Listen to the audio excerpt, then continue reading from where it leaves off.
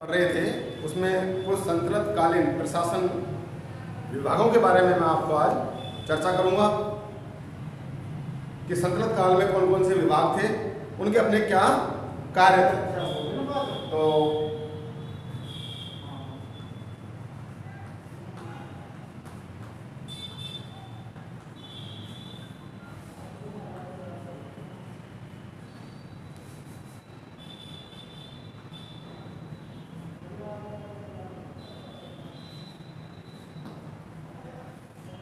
तो इसमें अपन पढ़ेंगे संतुलित कालीन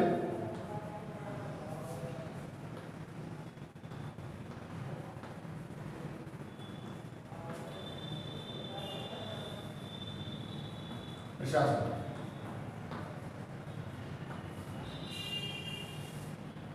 अब देखिए भैया, यहाँ पर अपन संतुलित कालीन प्रशासन में जो पहला बिंदु पढ़ेंगे, क्योंकि उस काल में अलग अलग विभाग बने हुए थे, उन विभागों में जो पहला नाम आता है वो आता है सुल्तान का।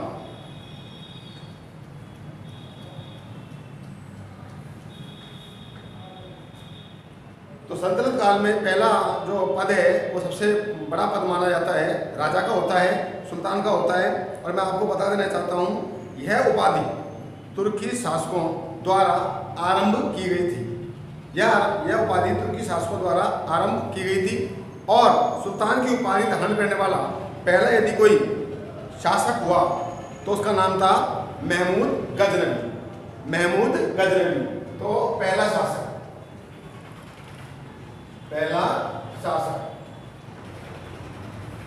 क्या, सुल्तान की उपाधि धारण करने वाला, सुल्तान की उपाधि धारण करने वाला पहला शासक था। ये सुल्तान की उपाधि धारण करने वाला कौन था? महमूद गजनवी।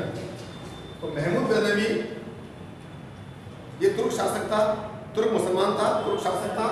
इसने पहली बार सुल्तान की उपाधि धारण करी और समस्त अपने कार्य क्षेत्र को विस्तृत रूप दिया और शासन की संपूर्ण बागडोर अपने कंधों पर लेते हुए, अपने हाथों में लेते हुए अपने साम्राज्य को उन्नति के शिखर पर पहुंचाने वाला यदि कोई सुल्तान हुआ है, जिसने पहली बार सुल्तान की उपाधि धारण की है, उसका नाम है महमूद गजनवी।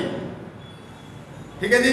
और मैं आपको बता दूं कि यह सुल्तान जो होता है, संपूर्ण व्यवस्थाओं का, राज्य की संपूर्ण व्यवस्थाएं जो भी निहित की जाती हैं, चिन्हित की जाती हैं, उनका प्रमुख व्यक्ति होता है।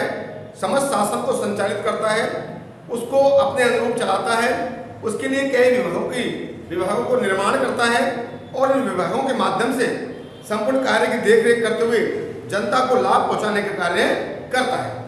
तो मैंने बताया आपको कि सुल्तान की उपाधि धारण करने वाला यदि पहला कोई शासक हुआ है संतुलित कालीन भारत में, तो वह है महमूद गजनवी।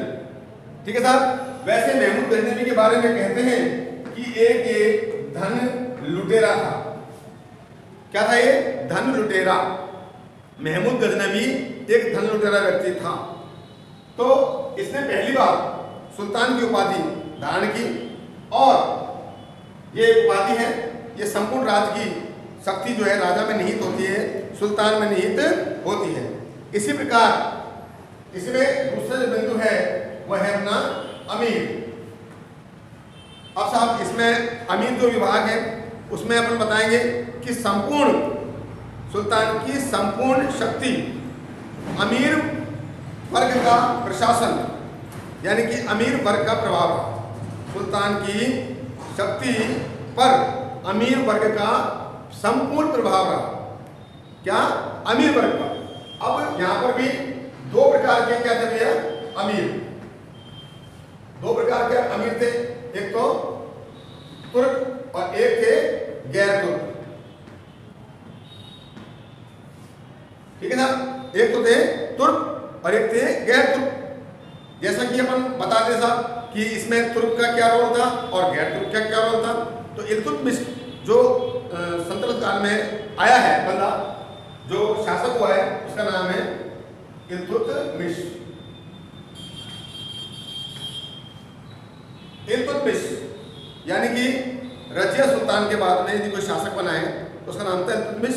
तो इसके काल में अमीरों का दल, क्या अमीरों का दल, इट मीन्स जो दल कहलाया चहलगानी, क्या अमीरों का दल, अमीरों का दल यानी कि चहलगानी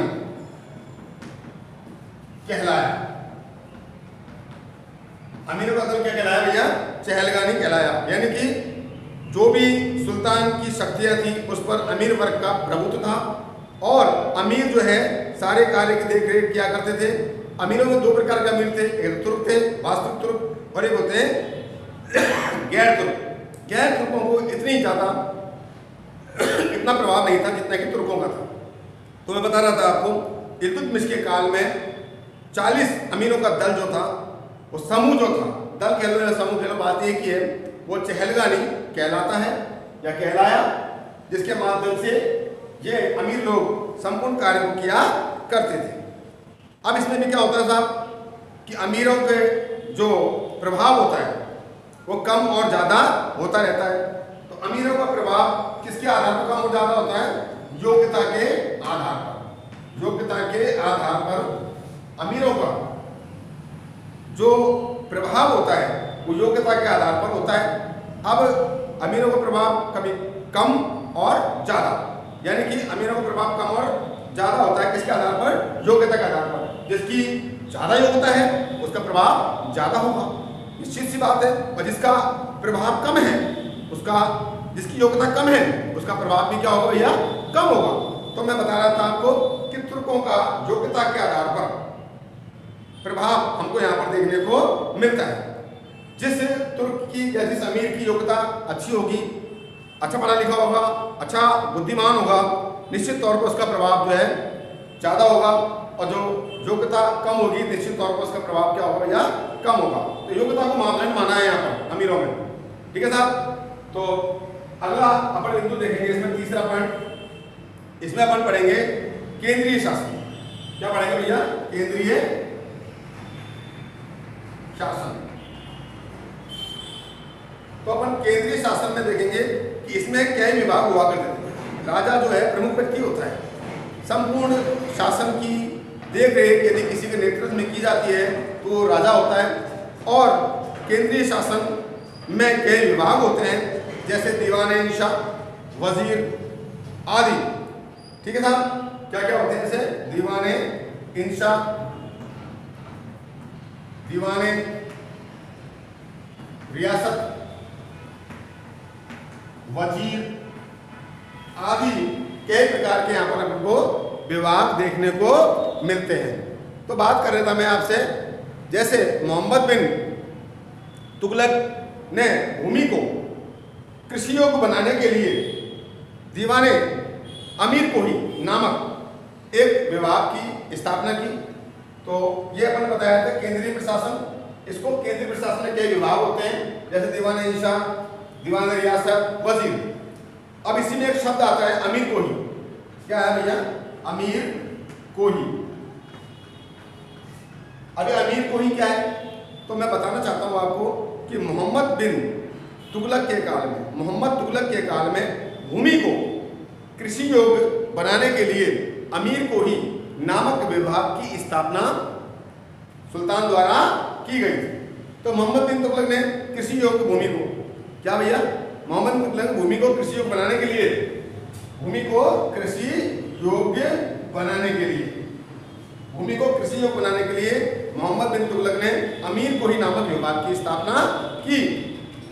यदि कृषि उत्तम होगी तो उससे खाद्यान्न में वृद्धि होगी और उससे क्या होगा? शासन में जो भी उसके राज्य में जनता निवास करती है उसको आपूर्ति, उसकी आपूर्ति कर सकता है, वो पूर्ति कर सकता है वो, और वहाँ तक उनको पहुँचा सकता है, जनता को उससे भला हो सकता है और जनता को खाद्यान्न पर्याप्त मात्रा में मिल सकता है। तो कृषि योग्य भूमि को क्या बोलते हैं अपन? मोहम्मद बिन तुगलक ने भूमि को कृषि योग्य बनाने के लिए एक विभाग की स्थापना की थी। उसका नाम था, क्या था भैया? दीवान अमीर कोही। अमीर कोही के बाद में अपन पढ़ते हैं अगला विभाग दीवान-ए-इंशा।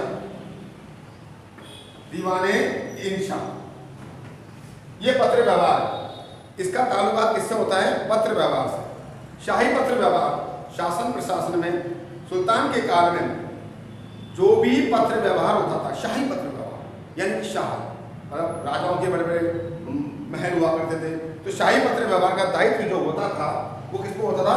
दीवाने इंशा। तो शाही पत्र व्यवहार, शाही पत्र व्यवहार किसके देख रेख में होता था? नाम ये दीवाने इंशा।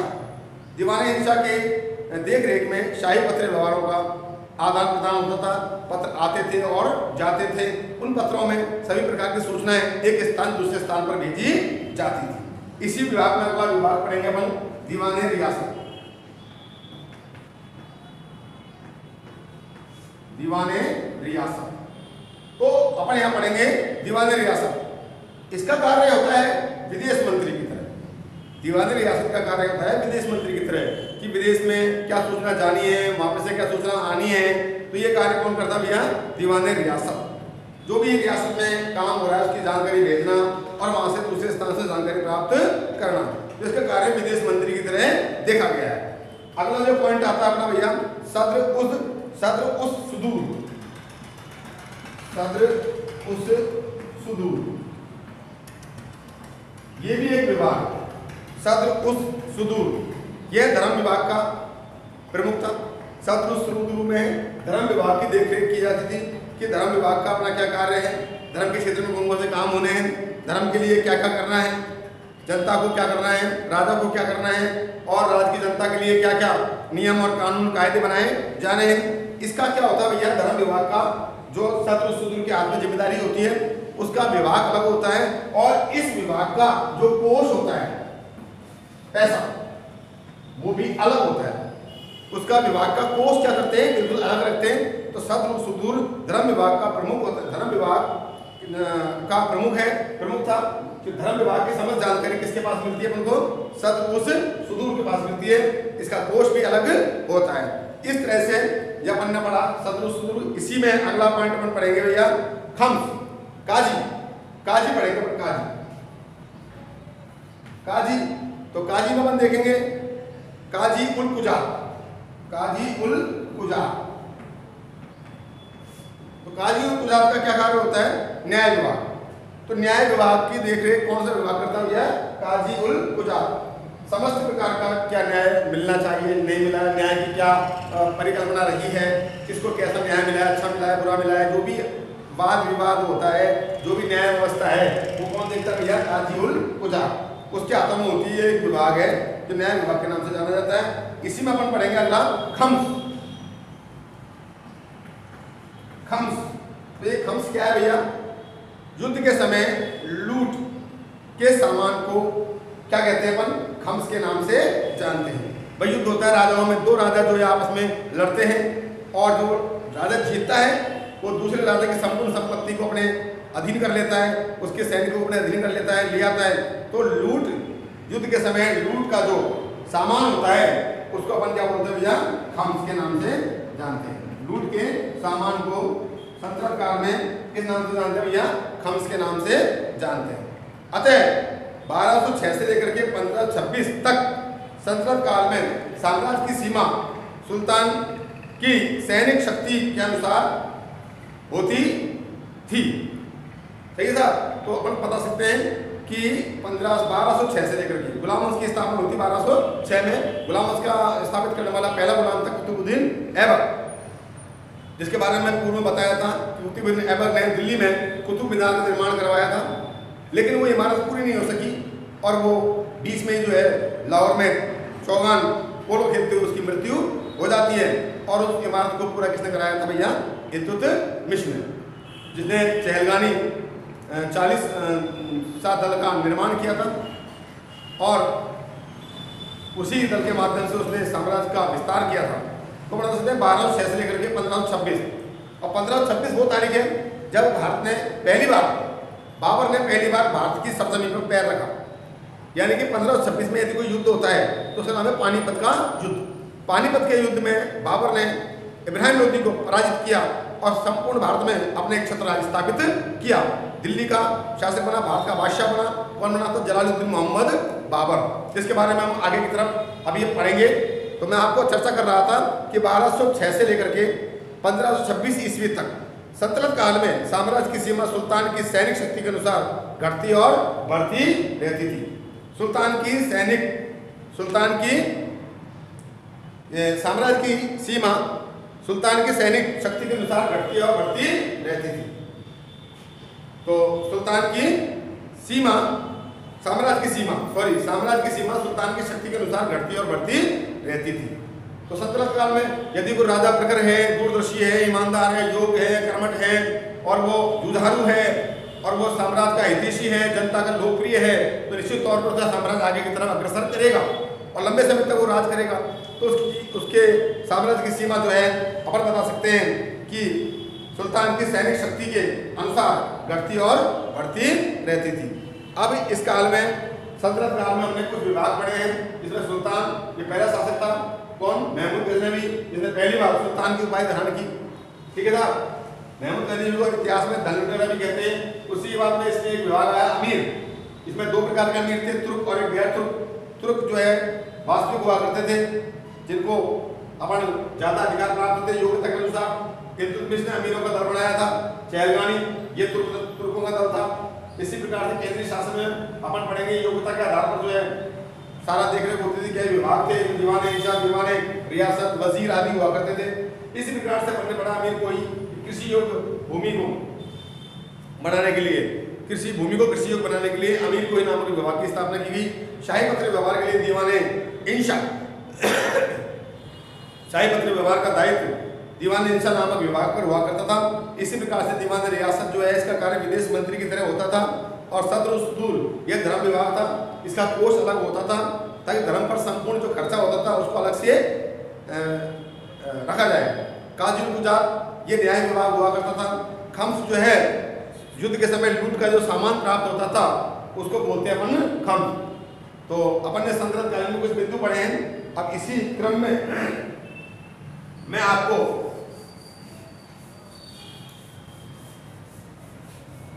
आपको आगे बताऊंगा।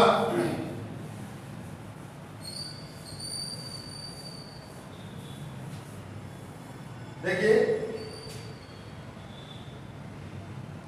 यहां पढ़ेंगे अपन मुगल कालीन भारत। इसमें अपन चलेंगे अब अगला टॉपिक मुगल कालीन भारत। मुगल कालीन भारत के बारे में अपन पढ़ेंगे, यानी कि 1526 से कब तक? 1858 तक। 1526 से 1526 ईस्वी से पढ़ेंगे। 1526 ईस्वी से पढ़ेंगे। क्या पढ़ेंगे अपन? मुगल कालीन भारत। इसमें अपन सबसे पहला लेंगे बाबर, जलालुद्दीन मोहम्मद बाबर। मैं आपको बता दूं, बाबर जो था वो एक जो है ऐसा व्यक्ति था, ये एक चुगताई, यह है एक चुगताई तुर्क मुसलमान था। बाबर क्या था भैया? एक चुगताई तुर्क मुसलमान था और बड़ा होनहार, योग्य और कर्मठ, दूरदर्शी सुल्तान ये हुआ है। साथ ही साथ मैं आपको बता देना चाहता हूँ कि इसने जो है अपने जीवन काल में कभी हार नहीं मानी, काफ़ी लंबा संघर्ष किया। संघर्षों से घिरा हुआ इसका जीवन रहा है बाबर का, और इसने ऐतिहासिक और मार्मिक कार्य किए हैं जिनके बारे में मैं आपको यहाँ पर चर्चा करूँगा। तो पहले बता देता हूँ बाबर का जन्म के बारे में बात कर लेते हैं कि बाबर का जन्म कब हुआ है। तो यहाँ बाबर का जन्म 14 फरवरी 1483 1483 को क्या हुआ साहब? बाबर का जन्म हुआ साहब। 14 फरवरी 1483 को बाबर का जन्म हुआ मध्य एशिया के उज्बेकिस्तान में। कहाँ हुआ था भैया? मध्य एशिया के उज्बेकिस्तान में। मध्य एशिया के उज्बेकिस्तान में बाबर का जन्म हुआ था। और यह एक चुगताई तुर्क मुसलमान था। इसको तैराकी का बहुत शौक था। तो बाबर को किस चीज का शौक था भैया? तैराकी का। ज्यादा पढ़ा लिखा व्यक्ति नहीं था ये, लेकिन ये एक ईमानदार और ये एक कर्मठ और एक साहसी व्यक्ति था। इसने संघर्ष देखा है, संकट देखा है और अपने जीवन काल में इसने काफी जो है युद्ध लड़े और उसमें अपनी सफलता हासिल इसने की थी। तो बाबर के बारे में बता देना चाहता हूं कि ये तैमूर अपने पिता की तरफ से, बाबर तैमूर वंशज, पिता की तरफ से कौन था भैया? है तैमूर वंशज और पिता की तरफ से, और माता की तरफ से ये चंगेज खान, यानी कि इसके पिता किस वंश के थे? तैमूर वंश के, और माता किस वंश की थी भैया? चंगेज खान वंश की। तो बाबर के पिता का नाम क्या था? उमर शेख मिर्जा, उमर शेख मिर्जा। और बाबर के जो पिता हो गए, और माँ जो थी वो थी कुतलुग, कुतलुग निगार खानम। बाबर के माता पिता के नाम के बारे में बता दूं, उमर शेख मिर्जा बाबर के पिता हुआ करते थे और माता का नाम था कुतलुग निगार खानम। तो बाबर के पिता जो थे तैमूर वंश के थे और माता थी कौन से वंश की? चंगेज खान वंश की थी। अतः बाबर में दो महान योद्धाओं का रक्त उसकी नसों में चलता था। दो महत्वपूर्ण शक्तियां थी, तैमूर और चंगेज खान। उनका ब्लड इसके शरीर में बहता था। तो निश्चित तौर पर साहसी होना, पराक्रमी होना और निडर होना, शुरू से ये गुण इसके पास विद्यमान थे। तो बाबर के पिता जो है तैमूर वंश के थे और माता थी चंगेज खान वंश की। पिता का नाम था उमर शेख मिर्जा और माँ का नाम था कुतुब निगार खानम। मैंने बताया आपको इसके बारे में। इसमें दो अंशों का खून था। तो निश्चित तौर पर ये जो है अपनी माँ की तरफ से चंगेज खान वंश का था और पिता की तरफ से किस वंश का था? ये तैमूर वंश का। बाबर की एक आत्मकथा थी। बाबर ने अपनी आत्मकथा, उसके आत्मकथा का नाम था तुझके बाबरी। क्या थी भैया? बाबर की आत्मकथा का नाम क्या था? तुझुक ए बाबरी, जो किस भाषा में लिखी गई थी भैया? तुर्की भाषा। तुझके बाबरी बाबर ने जिस भाषा में लिखी उसका नाम था तुर्की भाषा। बाद में अबू रहीम खान खाना ने इसका फारसी में क्या करवा दिया? अनुवाद करवा दिया। किसका अनुवाद करवा दिया? तुझके बाबरी का, बाबरनामा में। ठीक है सर। अब अपन इसमें ये पढ़ लिया साहब, इसकी आत्मकथा तुझके बाबरी थी। इसमें बाबर की दिनचर्या का वर्णन हमको देखने को मिलता है कि वो किस तरह से अपने कार्य को रूपरेखा बनाता था। कैसे उठना बैठना, शासन प्रशासन, देख रेख, जनता, न्याय व्यवस्था, विभागों की नियुक्ति करना, सभी को संभालना और युद्ध के लिए नीतियां बनाना आदि, ये सारी बातों की जानकारी हमको किसमें मिलती है? तुझके बाबरी, बाबरनामा मिलती है। बाबरनामा का बाद में फारसी भाषा में अबू रहीम खान ने इसका अनुवाद करवाया था। तो इसमें बाबर की दिनचर्या का वर्णन को देखने को मिलता है तुझके बाबरी में। गद्दी पर बैठते ही बादशाह की उपाधि धारण की थी। किसने की थी भैया? बाबर ने। तो गद्दी पर बैठते ही बादशाह की उपाधि धारण करने वाला शासक कौन था? बाबर। बादशाह को धारण की इसने और पहला तैमूर वंशीय शासक था ये। तो बादशाह को ये पेपर में पूछेगा कि पहला तैमूर वंशीय शासक कौन था जिसने बादशाह की उपाधि धारण की? तो उसका नाम बताना है आपको, बाबर। कौन सा शासक था ये? तैमूर वंशीय, क्योंकि तैमूर वंश का था ये। इसके पिता तैमूर वंश के थे, उमर शेख मिर्जा, और माता जो थी वो तुर्की निगार खानम, वो चंगेज खान वंश की थी। तो इसके जो दो वंशों का इसमें खून था। और ये बहुत ही एक अच्छी बात है कि इसके अंदर जो ऐसी शक्ति थी कि ये कभी कोई युद्ध नहीं हारा। 1526 में बाबर का जन्म हुआ था और 27 में उसने 1527 में खानवा का युद्ध लड़ा। उसके बाद में उसने चंदेरी का लड़ा। 28 में घाघरा का युद्ध लड़ा घाघरा नदी के तट पर। और 1530 में बाबर की मृत्यु होती है। तब तक का वृत्तांत आज हम आपको बताएंगे। तो मैं आपको बता रहा था कि बाबर जो था उसने युद्ध लड़े। तो पहला युद्ध लड़ा था 1526 में। अभी तक अपन ने बाबर के जन्म वगैरह के बारे में पढ़ा था। तो मैं आपको बता देता हूँ, मैंने बताया था कि भारत पर आक्रमण करने के लिए यदि बाबर को किसी ने आमंत्रित किया था तो वो कौन था? इब्राहिम लोदी का चाचा दौलत खां लोदी। तो दौलत खां लोदी ने बाबर को भारत पर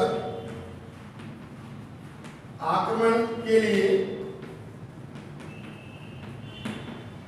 आमंत्रित किया।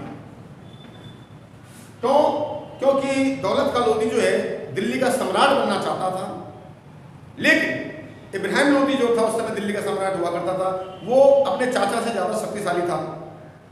इस बात को दौलत खां लोदी भलीभांति से जानता था कि मैं इससे जीत नहीं सकता हूं इब्राहिम लोदी से।